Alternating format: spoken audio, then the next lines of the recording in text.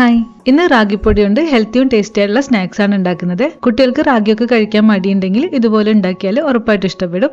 അപ്പോൾ ആദ്യം നമുക്ക് 1 ടേബിൾ സ്പൂൺ വെളുത്ത എള്ള് പാനിലേക്ക് ചേർത്തിട്ട് റോസ്റ്റ് ചെയ്യണം.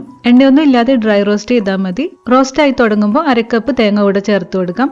ഇതിലേക്ക് തേങ്ങ വലിയ തരിയില്ലാതെ കുറച്ച് പൊടി പോലെ ചിരകിയെടുക്കുകയാണെങ്കിൽ നല്ലതാണ്. കളർ മാറാതെ തേങ്ങയും റോസ്റ്റ് ചെയ്തിട്ട് നമുക്കിത് പാത്രത്തിൽ നിന്ന് മാറ്റി വയ്ക്കാം കേട്ടോ. ഇനി 1/2 കപ്പ് നിലക്കടല ഈ പാനിലേക്ക് ചേർത്തിട്ട് നല്ലപോലെ വറുത്തെടുക്കണം. കടലയല്ലാതെ ബദാമും ഉണ്ടെങ്കിൽ ചേർക്കാം. അങ്ങനെ എടുക്കുകയാണെങ്കിൽ 1/4 കപ്പ് ബദാമും 1/4 കപ്പ് കടലയും എടുത്താൽ മതി. അപ്പോൾ ഈ നിലക്കടല വറുത്ത ശേഷം ഇതിന്റെ തൊലിയൊക്കെ മാറ്റിയെടുക്കണം. എന്നിട്ട് നമുക്കിത് മിക്സിയുടെ ജാറിലേക്ക് ഇട്ട് അരച്ചെടുക്കാം. പൊടിക്കല്ല വേണ്ടത്, ഇതിന്റെ എണ്ണ തെളിയുന്നത് പോലെ തന്നെ അരച്ചെടുക്കണം. അപ്പൊ ഇത് മാറ്റി വയ്ക്കാം. ഇനി പാനിലേക്ക് ഒരല്പം നെയ്യ് ചേർക്കാം. 1 ടീസ്പൂണൊക്കെ മതി. എന്നിട്ട് ഈ നെയ്യിലേക്ക് അല്പം അണ്ടിപ്പരിപ്പും മുന്തിരിയും ചേർത്തിട്ട് വറുത്തെടുക്കണം. ഇതിന്റെ അളവൊക്കെ നമുക്ക് ഇഷ്ടമുള്ള പോലെ എടുക്കാം. അപ്പോൾ ഇത് വറുത്ത് പാനിൽ നിന്ന് മാറ്റണം. ഇനി നമുക്കിതിൽ 1 ടേബിൾ സ്പൂൺ നെയ്യ് ചേർത്ത് കൊടുക്കാം. നെയ്യ് ചൂടാകുമ്പോൾ 1 കപ്പ് റാഗിപ്പൊടി ചേർക്കണം. റാഗിപ്പൊടി നെയ്യിൽ നല്ലപോലെ വറുത്തെടുക്കാം കേട്ടോ. മീഡിയം ചൂടിൽ 5 മിനിറ്റ് വറുത്തെടുക്കാം.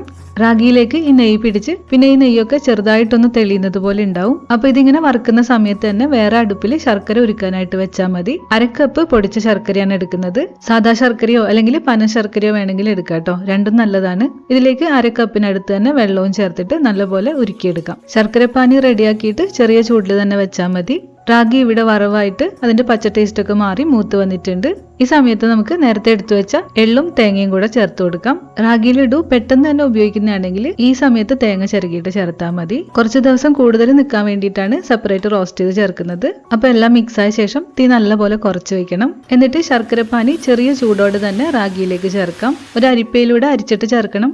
ഒന്ന് മിക്സ് ചെയ്തിട്ട് ഇതിലേക്ക് അരച്ച നിലക്കടല ചേർത്ത് കൊടുക്കാം. പിന്നെ വറുത്ത അണ്ടിപ്പരിപ്പും മുന്തിരിയും അല്പം ഏലക്കാപ്പൊടിയും കൂടെ ചേർത്ത് കൊടുക്കാം. എന്നിട്ട് എല്ലാം നല്ലപോലെ മിക്സ് ചെയ്തെടുക്കണം. നെയ്യും പിന്നെ നിലക്കടലയുടെ എണ്ണയും ഉണ്ട്. ആവശ്യമുണ്ടെങ്കിൽ മാത്രം 1 ടീസ്പൂൺ നെയ്യ് ലാസ്റ്റ് ചേർക്കാം കേട്ടോ. ഉരുട്ടിയെടുക്കാനുള്ള പാകത്തിനാണ് ഫ്ലെയിം ഓഫ് ചെയ്യേണ്ടത്. ചൂട് കുറയുമ്പോൾ കൈകൊണ്ടും മിക്സ് ചെയ്യാം. എന്നിട്ട് നമുക്ക് ചെറിയ ചൂടിൽ തന്നെ ഓരോന്നായിട്ട് ഉരുട്ടിയെടുക്കാം. ഈ ഒരു അളവിൽ നിന്ന് 9 ലഡു ഉണ്ടാക്കിയിട്ടുണ്ട്. നല്ല സോഫ്റ്റ് ആയിട്ടുള്ള നല്ല ടേസ്റ്റ് ഉള്ള റാഗി ലഡു ആണ്. റാഗി ഇഷ്ടമില്ലാത്തവർക്കും ഒരു ഈവനിങ് സ്നാക്സ് ആയിട്ട് ഇത് ഉണ്ടാക്കി നോക്കാം. അപ്പോൾ വീട്ടിൽ ട്രൈ ചെയ്യണം. മറ്റൊരു റെസിപ്പി ആയിട്ട് വീണ്ടും കാണാം.